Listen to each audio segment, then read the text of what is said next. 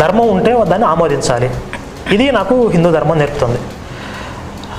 ఇతర మతాలలాగా, పాస్టర్లలాగా పరమతాలను అసహించుకోవాలి, ద్వేషించుకోవాలి, అందులో మంచి ఉన్నా సరే మనం ఈసి మాత్రం కూడా ఆమోదించకూడదు, ఇలాంటి ఉన్మాదం నాకు నేర్పలేదు. ఆ కోణంలో చూసినట్లయితే జీసస్లో కూడా నాకు కొన్ని ఆదర్శవంతమైనటువంటి లక్షణాలు కనిపించాయి.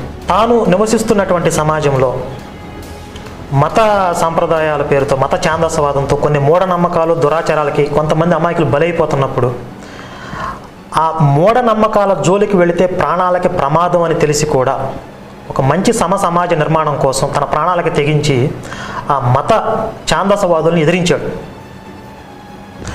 అది నాకు జీసస్లో ఒక ఆదర్శవంతమైన లక్షణంగా కనిపించింది.